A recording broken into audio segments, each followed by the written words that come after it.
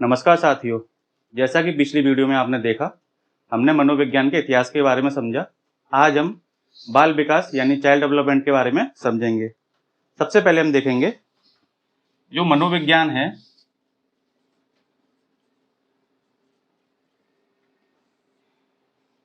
वह पहले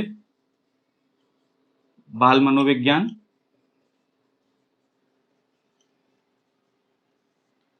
में चेंज हुआ। उसके बाद जब उसका विस्तृत अध्ययन किया गया तब वह बाल विकास कहलाया।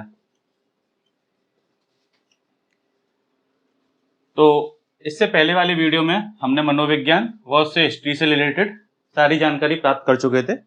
आज हम बात करेंगे बाल मनोविज्ञान तथा बाल विकास के बारे में।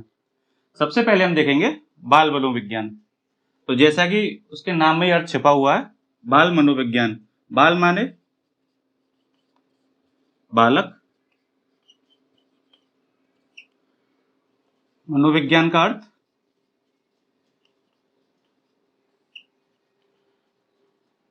मन का विज्ञान।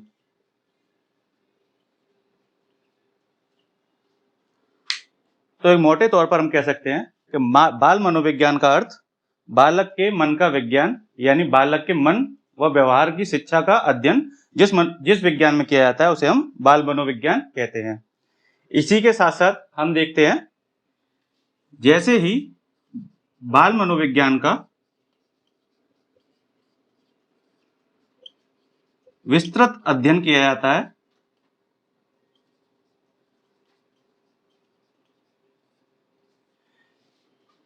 विस्तृत अध्ययन से तात्पर्य है बालक का गर्भावस्था से लेकर परिपक्वता अवस्था यानी किशोरावस्था तक उसकी जितनी भी क्रियाएं हैं उनका अध्ययन मनोविज्ञान में जब होता है तो वह बाल मनोविज्ञान के अंतर्गत आता है।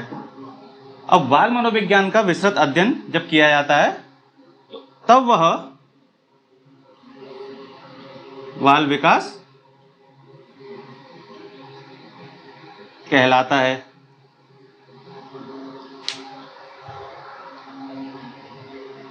अब हम समझेंगे बाल विकास के अंदर क्या आता है। सबसे पहले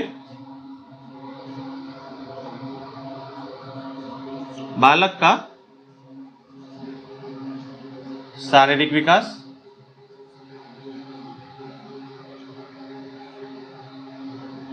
उसके बाद बालक का मानसिक विकास,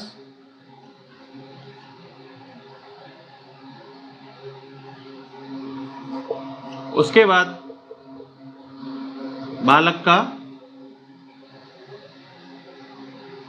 सामाजिक विकास,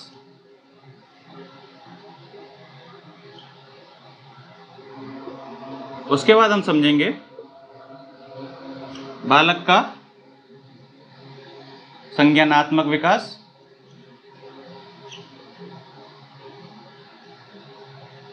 इसी श्रृंखला में बालक का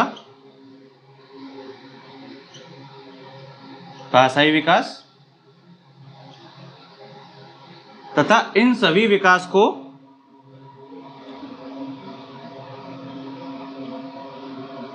प्रभावित करने वाले कारक।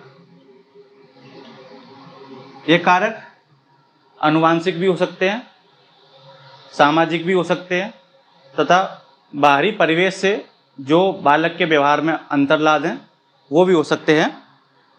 तो धीरे धीरे हम एक एक टॉपिक वाइज इन सभी विकास का अध्ययन करेंगे तथा इसके संदर्भ में जितने भी मनोविज्ञान ने सिद्धांत दिए हैं, भाषा विकास में जैसे चोम्स्की ने सिद्धांत दिया है, संज्ञानात्मक विकास में जैसे हमारे पियाजे जो मनोवैज्ञानिक हैं उन्होंने सिद्धांत दिए हैं, तो उन सभी सिद्धांतों का हम अध्ययन करेंगे। इसके बाद हम समझते हैं हमारे एक दार्शनिक रहे हैं प्लेटो। ये ग्रीक दार्शनिक थे। इन्होंने अपनी पुस्तक द रिपब्लिक इस पुस्तक में इन्होंने बताया कि जो बच्चे का प्रारंभिक शिक्षण होता है, जो प्रशिक्षण दिया जाता है बच्चे को, उसका प्रभाव उसके भविष्य में होने वाले व्यावसायिक पर पड़ता है, उसके भविष्य में होने वाले व्यावसायिक प्रशिक्षण पर पड़ता है, या जो प्रारंभ में उसे शिक्षा मिलती है वह शिक्षा उसके भविष्य में आने वाली जितनी भी क्रियाएं करता है वो उस पर उसका प्रभाव पड़ता है। तथा 13वीं शताब्दी से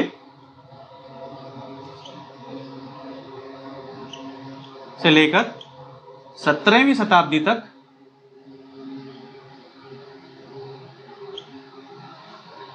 बाल विकास को या बाल विकास के अध्ययन को कोई भी एक दर्जा प्राप्त नहीं हुआ था। सबसे पहले 17वीं शताब्दी के अंत में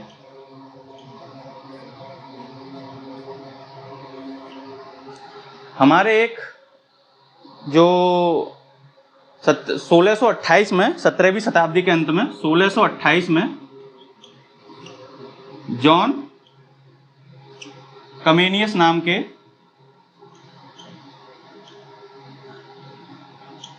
मनोवैज्ञानिक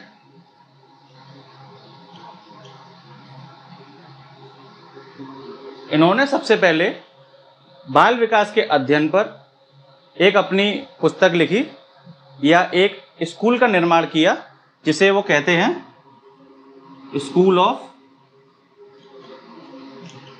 इन्फेंसी।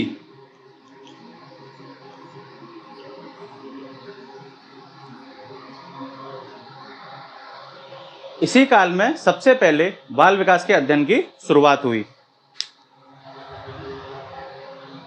इसके बाद हम देखते हैं बाल विकास बालक के विकास का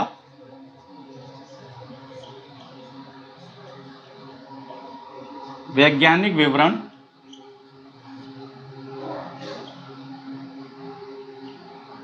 सर्वप्रथम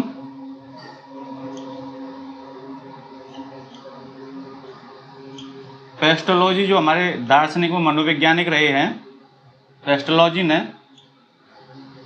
1774 ईस्वी में दिया। इसी के साथ हम देखेंगे जो हमारे अमेरिकी मनोवैज्ञानिक थे स्टैनली हॉल,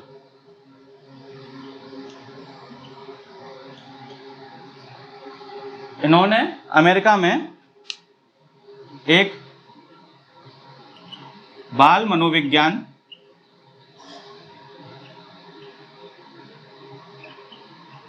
संघ की